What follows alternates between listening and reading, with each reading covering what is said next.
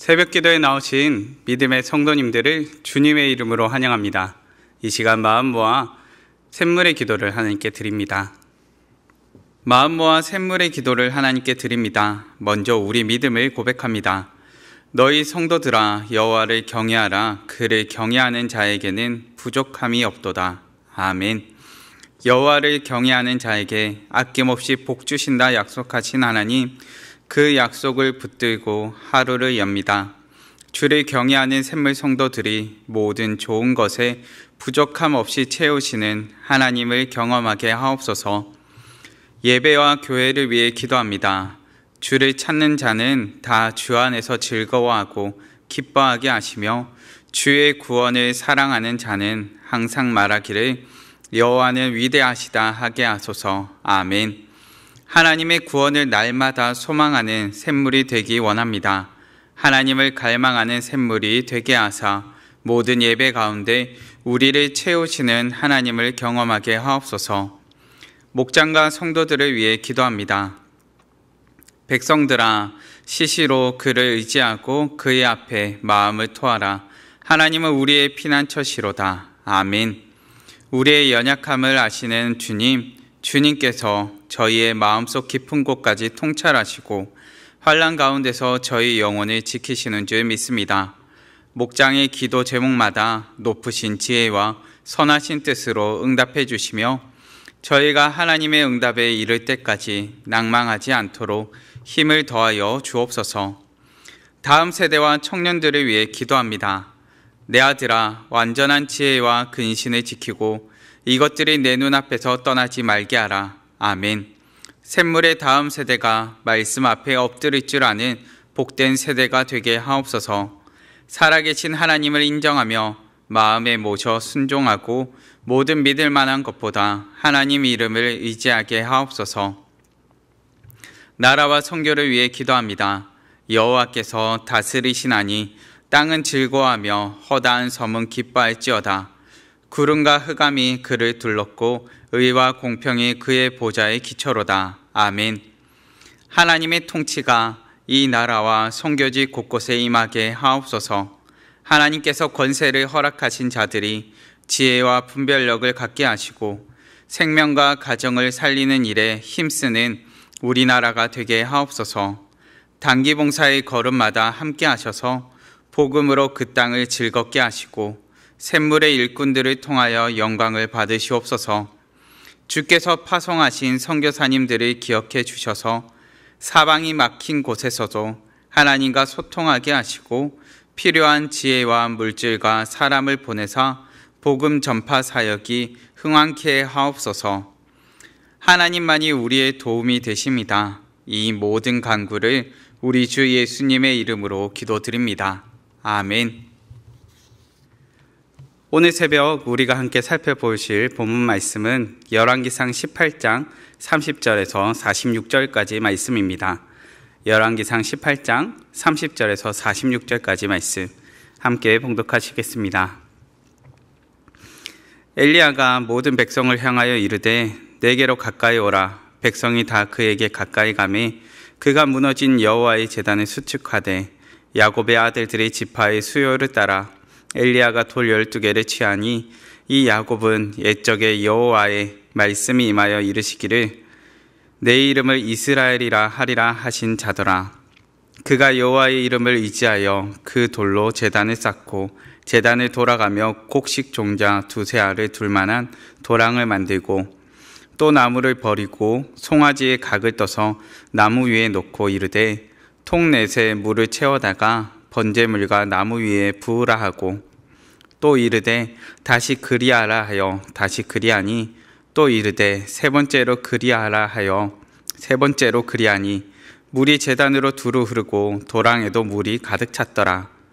저녁 소재 드릴 때에 이르러 선지자 엘리야가 나아가서 말하되 아브라함과 이삭과 이스라엘의 하나님 여호와여, 주께서 이스라엘 중에서 하나님이신 것과 내가 주의 종인 것과 내가 주의 말씀대로 이 모든 일을 행하는 것을 오늘 알게 하옵소서. 여호와여 내게 응답하옵소서. 내게 응답하옵소서. 이 백성에게 주 여호와는 하나님이신 것과 주는 그들의 마음을 되돌이키심을 알게 하옵소서 하며 이에 여호와의 불이 내려서 번제물과 나무와 돌과 흙을 태우고 또 도랑의 물을 핥은지라. 모든 백성이 보고 엎드려 말하되 여호와 그는 하나님이시로다. 여호와 그는 하나님이시로다 하니 엘리야가 그들에게 이르되 바알의 선지자를 잡되 그들 중 하나도 도망하지 못하게 하라 하며 곧 잡은지라. 엘리야가 그들을 기손 시내로 내려다가 거기서 죽이니라. 엘리야가 아합에게 이르되 올라가서 먹고 마시소서. 큰 빗소리가 있나이다. 아합이 먹고 마시러 올라가니라. 엘리야가 갈멜산 꼭대기로 올라가서 땅에 꿇어 엎드려 그의 얼굴을 무릎 사이에 넣고 그의 사환에게 이르되 올라가 바다 쪽을 바라보라. 그가 올라가 바라보고 말하되 아무것도 없나이다. 이르되 7번까지 다시 가라. 7번째 이르러서는 그가 말하되 바다에서 사람의 손만한 작은 구름이 일어나나이다. 이르되 올라가 아합에게 말하기를 비에 막히지 아니하도록 마차를 갖추고 내려가소서 하라 하니라. 조금 후에 구름과 바람이 일어나서 하늘이 캄캄해지며 큰 비가 내리는지라. 아합이 마차를 타고 이스라엘로 가니 여호와의 능력이 엘리야에게 임하매 그가 허리를 동이고 이스라엘로 들어가는 곳까지 아합 앞에서 달려갔더라. 아멘. 오늘의 말씀을 통해 회복을 경험하기 위해라는 제목으로 말씀을 나누고자 합니다. 엘리야는 바알과 아세라 선지자 앞에 서 있습니다. 그는 지금 비록 홀로 서 있지만 홀로 선 엘리야를 통해서 이스라엘 민족의 회복이 시작될 것입니다. 본문 가운데 하나님의 제단을 허물고 떠나버렸던 이스라엘 백성들로 하여금 다시금 하나님만이 진정한 신이시요 하나님만이 참된 하나님이십니다 하는 고백을 듣게 됩니다. 이와 같은 회개의 장면을 목격하게 됩니다. 성도 여러분, 우리에게도 이스라엘 백성과 같은 회복이 필요합니다. 하나님 되심을 깨달으며 하나님 앞에서의 온전한 회복이 필요합니다. 이를 위해 엘리야를 통해 깨닫게 되는 지혜를 나누기를 원합니다. 회복을 경험하기 위해 우리에게 필요한 것은 무엇일까요? 첫째는 예배의 자리로 나아오라. 성도 여러분, 회복의 자리는 갈라섬의 자리에서부터 시작됩니다. 하나님 앞에 부끄러움을 행하는 백성들이 가장 먼저 떠나는 곳은 어디일까요? 바로 예배의 자리입니다. 예배의 자리에서부터 갈라섬을 경험한 것처럼 예배의 자리에서부터 회복을 시작하시기 바랍니다. 하나님과의 관계에서 멀어지고 단절을 경험하고 있다면 예배의 자리에서부터 회복을 시작합시다. 본문 30절 말씀입니다. 엘리야가 모든 백성을 향하여 이르되 내게로 가까이 오라. 백성이 다 그에게 가까이 가매 그가 무너진 여호와의 제단을 수축하되. 본문의 시작은 엘리야가 모든 백성을 가까이 부르고 여호와의 제단을 다시 수축하는 장면에서 시작됩니다. 이 장면에서 유의하여 볼 것은 제단을 수축하며 번제물을 쌓는 모든 일을 엘리야 홀로 한 것이 아니라 이스라엘 백성과 함께 하였다는 것입니다. 엘리야의 명령을 따라 백성들도 여기에 동참합니다. 이를 위해서 엘리야는 백성들을 가까이 불러 모읍니다. 회복을 위해 하나님 앞에 가까이 나오도록 백성들을 불러 모은 것입니다. 성도님들, 우리에게 회복을 위해 가까이 가야 할 장소가 있습니다. 엘리야가 제단 가까이로 백성을 불렀던 것처럼 우리에게는 예배의 자리로 가까이 나와야 합니다. 회복을 위해 가장 먼저 필요한 것은 우리가 예배의 자리로 나아가는 것입니다. 엘리야는 무너진 예배의 자리로 거기서부터 회복을 시작하고 있습니다. 다시금 제단을 쌓고 도 12개를 취하여서 이스라엘이 언약을 맺었던 12지파가 언약을 맺었던 하나님을 상기시키고 있습니다. 그리고 언약을 맺었던 하나님을 향하여 예배하기 시작합니다. 오늘을 사는 우리도 예배의 자리에서부터 회복을 시작하기를 바랍니다. 무너진 제단을 수축하였던 엘리야처럼 우리도 예배의 자리를 온전히 회복하기 위하여 무너진 단을 그리고 무너진 장소를 회복하기를 바랍니다. 무너진 예배의 자리를 바로 세우는 우리 되기를 바랍니다. 우리는 본문을 통해 회복을 경험하기 위해 우리에게 있어야 할 것이 필요한 것이 무엇인지를 살펴보고 있습니다. 가장 먼저 예배의 자리로 나와야 함을 알게 되었습니다. 이어서 살피게 되는 둘째는 기도의 문을 두드리라. 성도님들, 엘리야는 단연코 기도의 사람이었습니다. 모든 상황 가운데 기도하는 엘리야를 계속해서 발견하게 됩니다.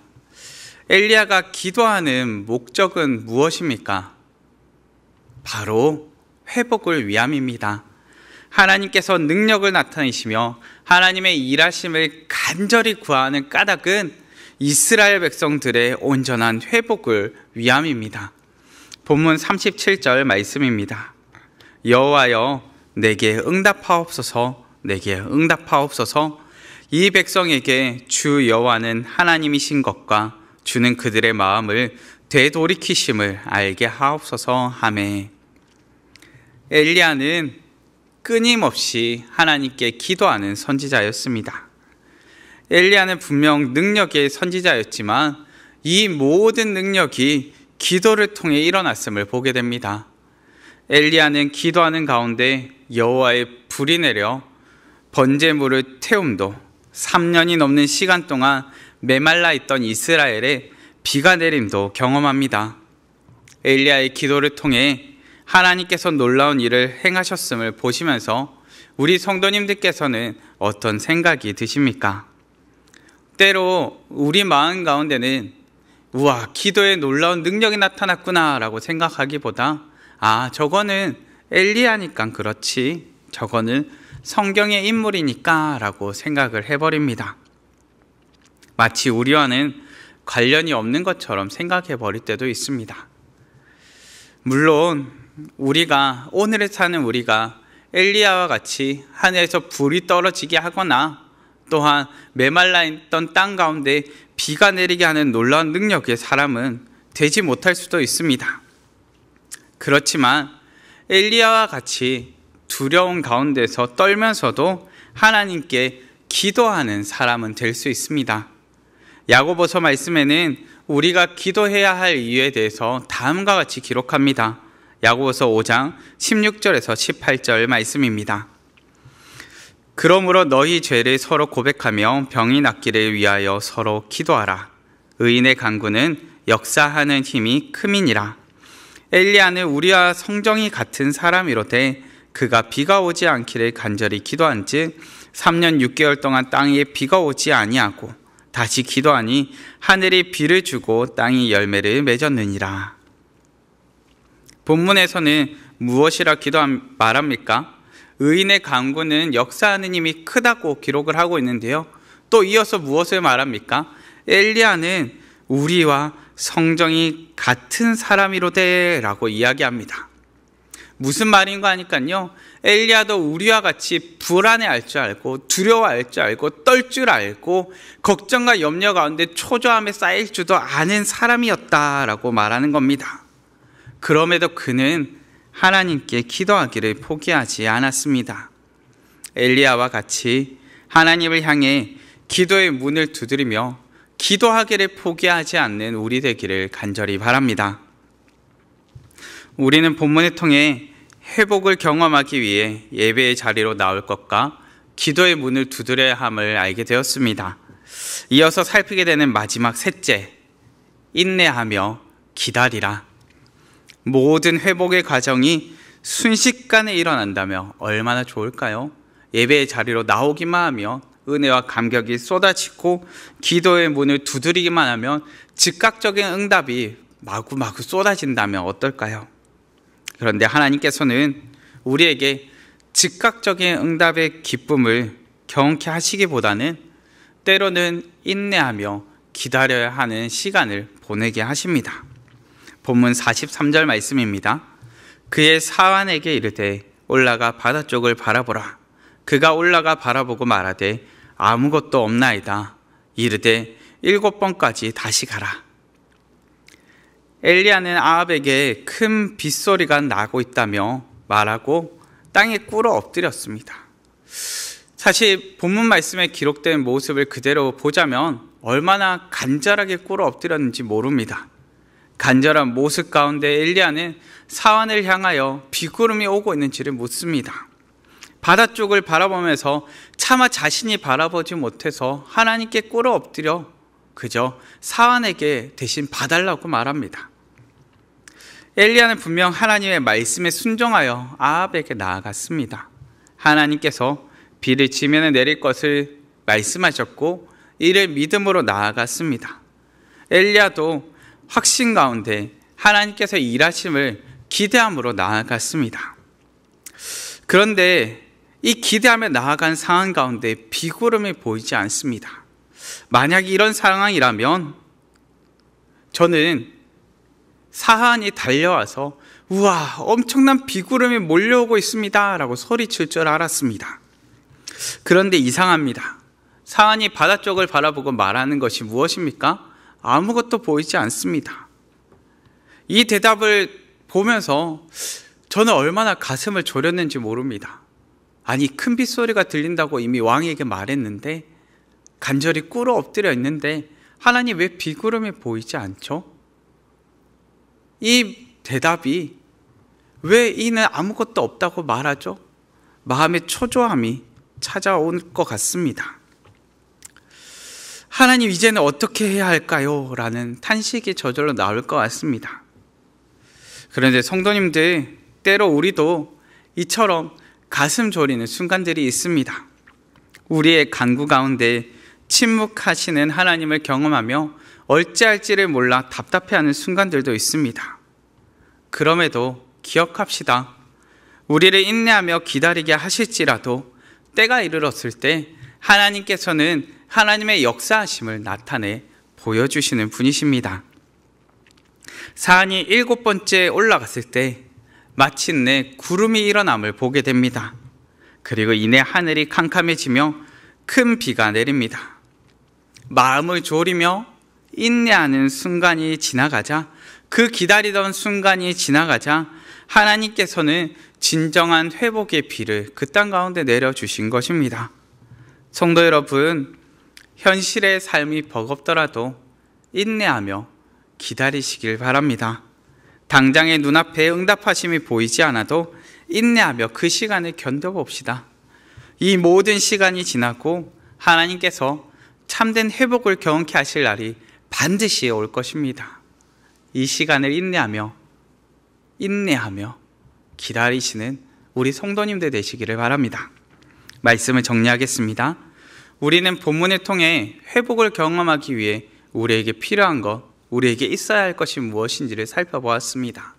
먼저는 다시 예배의 자리로 나와 예배의 자리를 회복할 것을 살펴보았습니다.